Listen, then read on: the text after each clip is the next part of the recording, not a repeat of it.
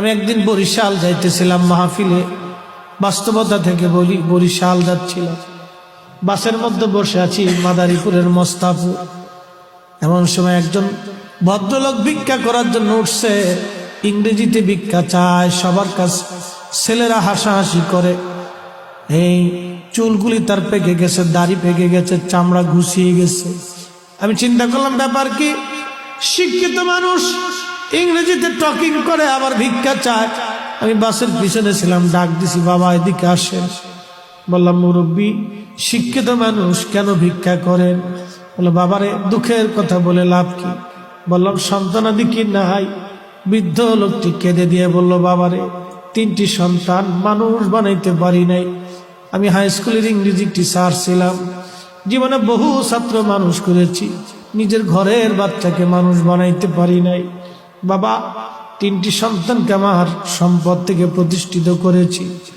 ছোট ছেলের বাড়ি গেলে বৌমার ছেলের মধ্যে ঝগড়া হয়। কিছুদিন পরে ছেলেটা বলে, বাবা মেজর বাড়ি যাও। মেজর বাড়িতে যখন গেলাম, ছেলে আর বৌমার ঝগড়া হয়, বলে বড়র বাড়ি যাও। বড়র বাড়ি গেলাম, ছেলে আর বৌমার ঝগড়া হয়, বলে কারোর ঘরে যাও। ঘরের দুয়ার পরিবর্তন করতে করতে বৃদ্ধকালে বুড়া আর বুড়ি দুইজন ক্লান্ত হয়ে গেছি। বাবা ভিক্ষার জন্য বের হয়েছি, মন যদি বলে আমাকে 2টি টাকা ভিক্ষা দিতে পারো। দেশে বহু পাগলি দেখবেন, পাগলি, অনেক পাগলিদের বাচ্চা থাকে। পাগলিরে বলবেন, পাগলি তোর গাঠটি বক্সাটা দিয়ে দিবে। কি আছে টাকা পয়সা, খাবার দাবার দিয়ে দিবে। কিন্তু যদি বলেন পাগলি বাচ্চাটা দে, পাগল মা সব দিবে কিন্তু বাচ্চা দিবে না।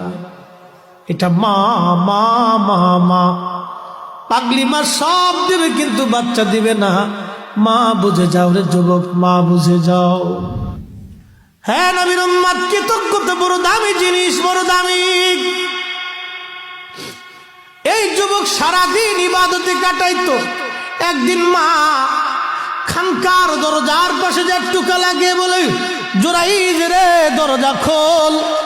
আমি মারছি, 2টি কথা বলেই চলে যাবো রে জোরাইজ। জোরাইজ তখন নামাজে দণ্ডায়মান, চিন্তা করে একদিকে মা, অন্যদিকে নামাজ। না না, মা চলে যায়, যাক নামাজ আমি ছাড়ব না। মা ডাকাডাকি করলো, জোরাইজ নামাজ পড়তে লাগলো, চলে গেল মা। পরের দিন মা আবার আসছে, জোরাইজ রে দরজা খোল। মারছি, 2টি কথা বলি মা চলে যাব, দরজা খোল। জোরাইজ রাহিমাহুল্লাহ তখনও দরজা খোলেন না। একদিকে নামাজ, অন্যদিকে মা। না না না, মা চলে যায়, যাক নামাজ আমি ছাড়ব না। তখনও নামাজ দণ্ডে। 3য় দিন মা আবার আসছে, দরজা খোল জোরাইজ। এই জন্য জোরাইজ চিন্তা করে, একদিকে মা, অন্যদিকে নামাজ। যুবক, মা কি জিনিস বুঝে যাও, বাবা কি জিনিস বুঝে যাও। মা চলে যাই, যাক আমি নামাজ ছাড়ব না। জোরাইজের কিন্তু অপরাধ একটাই, মার ডাকে সাড়া দেয়নি। সে কিন্তু বড় পাক্কা নামাজি ছিল, বড় বুজুর্গ ছিল। এই মা হাত বাড়াই দিছে, আল্লাহ আজকে 3 দিন হলো আমার জোরাইজকে ডাকি, আমার জোরাইজ আমার ডাকে সাড়া দেয়নি। আল্লাহ আমার জোরাইজকে দুনিয়ায় কোনো জেনাকারিনী মহিলার অপবাদ না দিয়ে, অপদস্থ না করাইয়া, যত বড়ই অলি হোক না কেন তোমার অপমান না করাইয়া কবরে তুমি ডাক দিও না গো আল্লাহ। হাই হাই হাই। নবীজি বলেন, সাহাবীরা জোরাইজের বিরুদ্ধে মায়ের বদদুয়ার সাথে সাথে আসমান জগতে কবুল হয়ে গেল।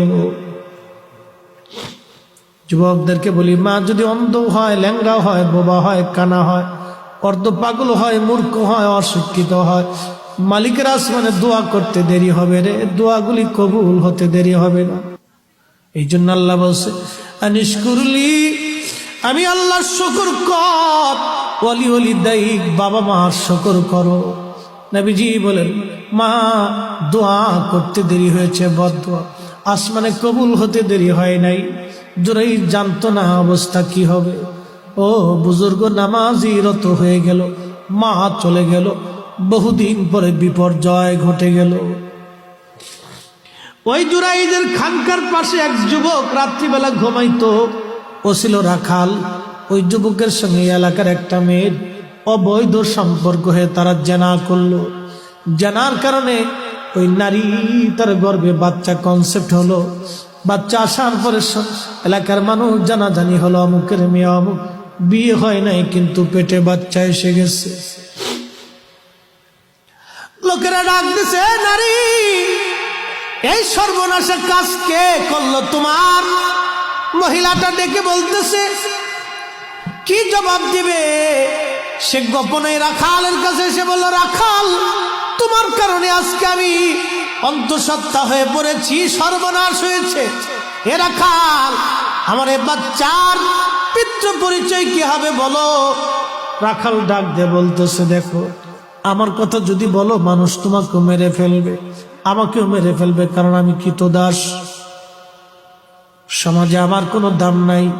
তুমি যাও, যাই মানুষকে বলো, ওই যে দেখো বুজুর্গ জুরাইস 3 রাত 24 ঘন্টা ইবাদতে কাটায়, মানুষ থেকে খুব বিশ্বাস করে, মানুষ থেকে খুব ভালোবাসে, মানুষ তার জন্য খাবার নিয়ে যায়, খানকা বানিয়ে দিয়েছে।